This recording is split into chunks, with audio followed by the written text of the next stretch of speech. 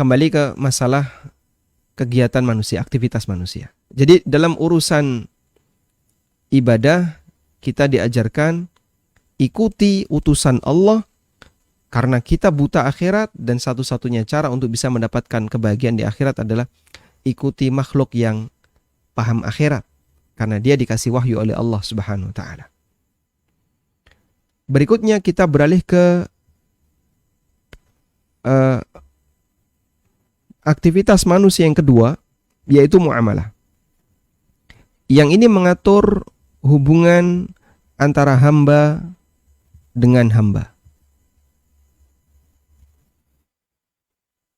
Sehingga dalam aktivitas ini, prinsipnya adalah bagaimana mereka agar bisa melakukan kerjasama, simbiosis mutualisme, kerjasama yang saling menguntungkan.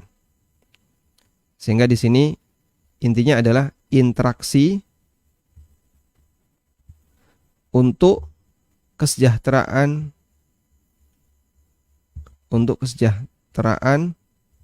hidup dunia. Karena Allah Subhanahu wa taala ciptakan manusia sebagai makhluk yang selalu membutuhkan yang lainnya. Sehingga tidak mungkin manusia bisa hidup sendiri. Kita mengenal istilah manusia adalah zoon politikon. Interaksi untuk kesejahteraan hidup di dunia. Ada nggak manusia yang bisa hidup sendiri? Nggak bisa. Dia pasti butuh yang lain. Sehingga siapapun manusia, dia pasti berinteraksi dengan yang lain. Ya. Ada sebagian dokter ya, yang pernah menyampaikan sebuah kalimat, saya ingat kalimat ini.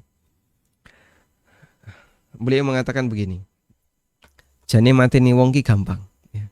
Bunuh orang itu mudah. Ini dokter kok ngajari jelek? Bukan, maksud beliau ya. Maksud beliau adalah ingin menggambarkan seperti apa pentingnya kerjasama dalam kehidupan sehari-hari. Kata beliau, kalau ada orang yang dia dihindari oleh semua manusia, pasti dia akan mati. Sehingga kalau ada orang gak disapa oleh seluruh siapapun yang ada di sekitarnya, dia itu pasti mati. Istrinya gak nyapa, anaknya gak nyapa, keluarganya gak ada yang nyapa, semuanya buang muka. Ketika ketemu orang ini semuanya menghindar, tetangganya gak ada satupun yang gubris, teman-temannya juga sama. Mati orang ini. Ini keterangan seorang dokter ya. Sehingga pasti yang namanya manusia itu butuh berinteraksi. Tayyib. Dalam interaksi antar sama manusia, mereka bisa nggak mengukur ini menguntungkan, ini tidak menguntungkan? Bisa. Ini bisa. Jadi, sukses dalam berinteraksi,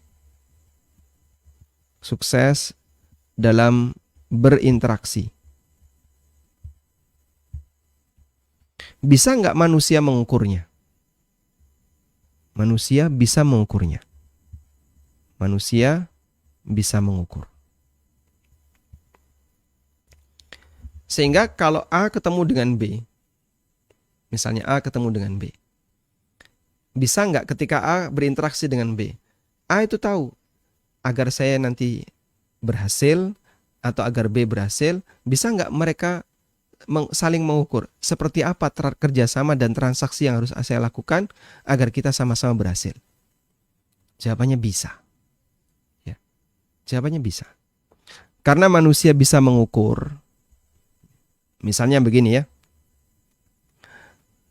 Kalau orang ditanya, Anda melakukan praktek jual beli, apa sih tujuannya? Ingin dapat untung. Untung dalam jual beli itu terukur atau tidak? Terukur. Maksudnya terukur gimana? Kula sekian, jual sekian, nanti biaya operasional sekian. Dia bisa ngukur, oh berarti untungnya sekian. Dia bisa ngukur. Sehingga dalam interaksi seorang hamba, dia bisa ngukur ini menguntungkan ataukah tidak menguntungkan. Karena manusia bisa mengukur, maka Allah Subhanahu wa taala memberikan kebebasan. Sehingga manusia diberi kelonggaran untuk melakukan aktivitas apapun yang menguntungkan bagi kehidupannya dengan catatan selama tidak melanggar aturan. Manusia dikasih kelonggaran untuk melakukan aktivitas apapun, ya, melakukan skema akad apapun selama tidak melanggar aturan. Dari sinilah kemudian ada kaidah, ya. Dari sini ada kaidah hukum asal dalam muamalah.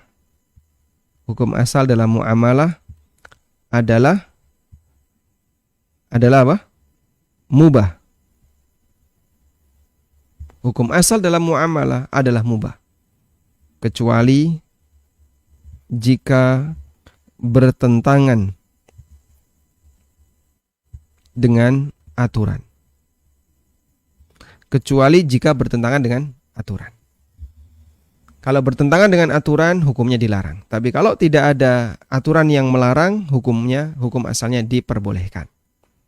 Baik. Kenapa kok bisa begitu, Pak? Karena dalam muamalah, orang bisa melakukan interaksi dengan yang lain dan dia tahu ini menguntungkan bagi dia. Dan itu terukur. Karena sifatnya terukur, maka manusia bisa membuat skema sendiri, bisa melakukan praktek muamalah dengan skema yang dia inginkan, yang penting tidak melanggar aturan. Baik. Karena itulah jamaah yang dimuliakan Allah Subhanahu wa taala, mengingat hukum asal muamalah adalah mubah, maka orang dibebaskan untuk melakukan praktek muamalah. Jadi, karena hukum asal muamalah adalah mubah, maka orang diberi kebebasan. Silahkan kalian bermuamalah dengan cara apapun, yang penting tidak melanggar larangan. Nah, sekarang kita akan lihat ya. Kalau Anda diminta untuk memberikan contoh, sebutkan satu contoh akad muamalah. Satu contoh akad muamalah yang disunnahkan oleh Nabi Sallallahu Alaihi Wasallam. Yang disunnahkan Nabi Sallallahu Alaihi Wasallam. Baik, teman-teman boleh jawab nih di kolom chat. Sebutkan satu contoh akad muamalah yang disunnahkan oleh Nabi Sallallahu Alaihi Wasallam. Silakan boleh jawab di chat. Ada hadiahnya nggak Ustadz? Ada yang menjawab akad salam. Ada yang menjawab apa lagi? Yang paling banyak salam, jual beli, terus apa lagi? Sedekah. Akad sedekah. Ada yang jawab nggak tahu, tidak ada. Ada yang jawab, Masya Allah, barakallahu fikum, mudoroba, dan seterusnya. Memberi utang. Ada akad utangnya? Barakallahu fikum. Baik. Murabahah. Ada yang jawab tidak ada. Musyarakah. Wakaf. Barakallahu fikum. Tayyib. Baik. Cukup insyaAllah ya. Agade ada ya? Masya Allah. Baik. Berarti Nabi SAW menganjurkan kita untuk melakukan akad gade. Coba perhatikan pertanyaannya. Contoh akad yang disunnahkan oleh Nabi SAW. Kalau Anda jawab utang, maka dianjurkan bagi para ikhwah untuk melakukan akad utang piutang dalam rangka melestarikan sunnah Nabi SAW. Setuju enggak? Nikah, Masya Allah. Ada yang jawab akad nikah. Nikah, senyum bukan akad senyum. Baik, cukup. Baik. Tambah rame dan. Tayyib. Sebutkan satu contoh akad dalam muamalah yang disunnahkan Nabi SAW. Kalau Anda jawab akad jual beli sudah ada sejak masa jahiliyah. Akad apa lagi? Utang piutang sudah ada sebelum Nabi Sallallahu Alaihi Wasallam lahir. Akad salam sudah ada sebelum Nabi SAW hijrah ke Madinah. Dan memang beliau baru menjumpai akad salam setelah beliau hijrah ke Madinah. Sebelum itu beliau tidak menjumpai akad salam di Mekah. Berdasarkan riwayat Ibnu Abbas. Sehingga kalau kita lihat dari sekian banyak akad muamalah, Nabi SAW nggak ngajari. Rasulullah SAW tidak mengajarkan akad itu. tapi akad itu sudah ada sejak zaman jahiliyah. Maka jawaban yang benar dalam hal ini adalah tidak ada. Jawabannya tidak ada.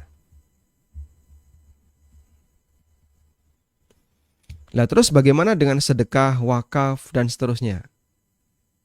Betul ini termasuk ibadah, tapi bukan skema akadnya yang disunahkan. Namun yang disunahkan di sini adalah berbuat baik kepada orang lain. Berbuat baik untuk sesama. Dengan mengeluarkan harta yang kita punya. Ada yang sifatnya wajib dan ada yang sifatnya anjuran. Baik. Sedangkan yang kami maksud dengan muamalah di sini adalah muamalah yang sifatnya komersil. Adakah yang disunnahkan oleh Nabi SAW? Jawabannya tidak ada. Karena semua muamalah, semua skema muamalah komersil, semua skema muamalah komersil di zaman Nabi SAW, di zaman beliau sudah ada sejak jahiliyah. Akad musyarakah mudharabah itu sudah ada sebelum Nabi SAW diutus oleh Allah. Terus posisi beliau sebagai apa, Pak? Beliau tidak mengajarkan skema akad, tapi yang beliau ajarkan adalah batasan akad agar tidak melanggar syariat. Yang diajarkan Nabi SAW,